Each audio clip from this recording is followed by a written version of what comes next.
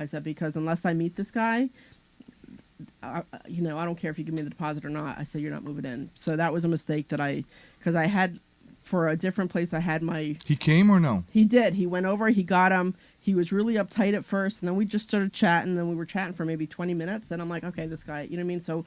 We can make it work. Yeah, we can make this work. I got you. So my mistake before was that the lady who was living there before... I had somebody else screen her because it was just more convenient, and it was somebody I trusted. And an agent. No, but whatever, it doesn't matter. Okay. Mistake. So you know what? It was my mistake, and I'm like, you know what? If I have to make the drive to go for 10 minutes to meet somebody, I'll just do it because it'll cost me less money in the end. You know what I mean? So people need to understand that for us, if I'm finding a tenant that stays in the house for a year, I lost money. Yeah. I lost money. That's it. 1 year is no good. You have to stay longer. Of course, I lost money. I need to. That's why it's funny. That's why credit scores of 750 and above are usually problems. Like if somebody has a credit score of 750, what do you think they're going to do a year from now? They're going to buy a house. They're going to buy a house. Exactly. Yeah, I know. We see that. We see that all the time. The problem is that I need to make sure that people. Renters, potential tenants, will get the house in a way, in a condition that I will be proud of it. Yeah. And after a year that people live in a house, there must be something I need to do. There must be some repairs. There must be some paint. There must be some stuff. Every time it's something small here and there. Yeah.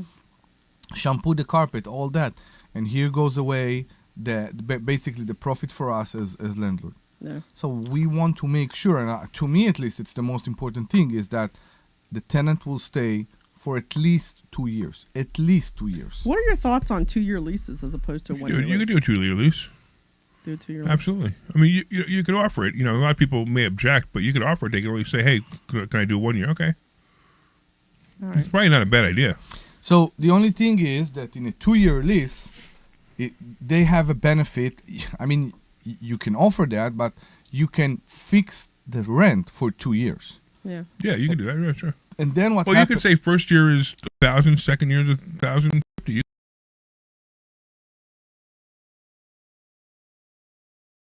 From the 2-year lease is to say, I'm fixing your rent for 2 years.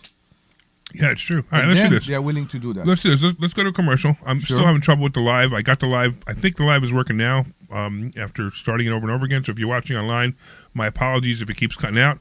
But let's go to a commercial because I want to see if I can make sure I get it all working good. Sure. We'll see you in a couple minutes. This is Larry Steinhouse with Investor Schooling. Do you know when the best time to buy investment properties is? It's now. It's always now. Okay, you just need to 2 learn minutes. how to buy them correctly. Go to investorschooling.com and sign up for a complimentary class this Thursday night and learn how to buy investment properties and make money every time. That's right. That's what we teach. We teach how to buy investment properties and make money every time. Go to investorschooling.com and RSVP right now. Take a class this Thursday night at 7 o'clock. Larry, That's did you get my investorschooling.com. DM? What? Do you get my DMs? This is Larry Steinhouse with Investor Schooling. Are you ready for retirement? Okay. Have you prepared everything you need? Well, in Investor Schooling, we will teach you ways to better prepare for your retirement using real estate and the stock market. But you need to learn how to do it right. And that's what we teach. At Investor Schooling, we sell nothing but education. Come to Investor Schooling and learn how to better retirement. Go to investorschooling.com and RSVP one right woman now dropped for this off, Thursday's but class I at still 7 had, o'clock. Who do we got, Ed or Mary? Ed. That's Okay, Mary dropped. investorschooling.com. All right. So, do you want me to tell you through your ear? Well, if I'm ever going that long, yeah. How to become a millionaire. Okay. Yeah, I Real obviously estate, the missed stock it. market, precious metals, and learn from an My expert. apologies. At Investor Schooling, I was paying attention to so many other different things. I missed that. only provide It's education. okay. And we I will was teach gonna you like how to I wasn't gonna do it in your leverage real ear, estate, but how to you leverage guys the were having stock really good market, flow how to and leverage conversation, precious so I didn't metals, want to jump in. Yeah, I'm working on the control panel, trying to fix the video, and I got the video working This now. Thursday, So. we will see you there. Oh well, that would have been a good question too. That's I'm gonna see if you can get a call back. investorschooling.com.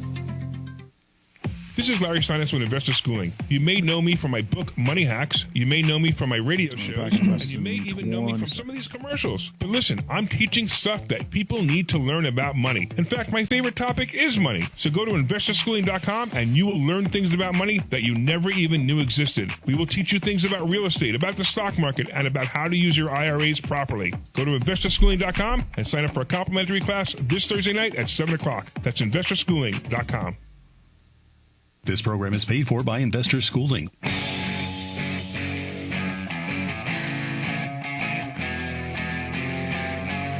All right. Welcome back to the Larry Steinhouse Show. I always said You got the name of Investor the- you got the name of the Schooling. show? Yeah, right. I'm here with my co-host, Dr. Deb, and my co-host, Omri Morad. Yeah, we need By the to- way, I just want to apologize to a couple people who are online. Mary had called. Mary, if you want to call back, I will answer your question on annuities. I'm sorry about boundaries. I apologize. We had some technical difficulties.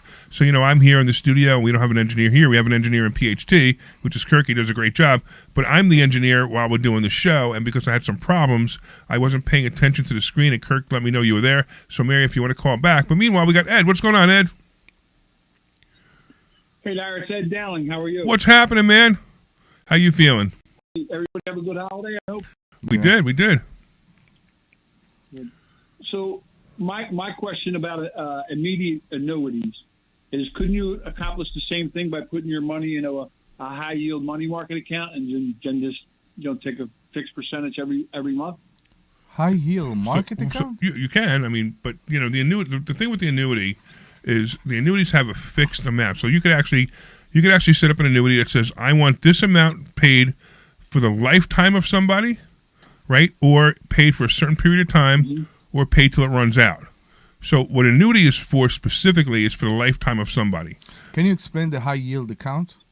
It's just a savings account. Stock? A high yield savings. Yeah, it's a savings account. No, it's not stock. No, it's not stock. Okay. It's almost like a CD. But But the big thing about annuities is I give somebody $1 million and I say, okay, pay my son or pay my heirs, whatever. Let's say it's $5,000 a month forever, and they could do that. Now, $5,000 would be too high because that wouldn't work for forever. But they would figure out the average lifespan of the person who was leaving the money to, and they'd come up with an amount of money that they would pay that money would go out to. Now, you have certain choices. Let's say there's money left over. Let's say person dies, you left the money to in a car accident 2 days later. There's you could have it so that the balance goes to somebody else, goes to another beneficiary, or it could be that it doesn't go anywhere. The life insurance company keeps it. So you have to make those decisions. Now, believe it or not, you would think that it's obvious to leave it to a beneficiary, but sometimes it's not, because you won't get as much money if you leave it to a beneficiary. So that's why you have to make those decisions. It's almost like a fixed retirement plan. When you leave, they give you two choices. They give you a lifetime benefit or a survivor benefit, right? And then they lower your excuse me. They lower your amount to leave it for a survivor. Now, I often tell people,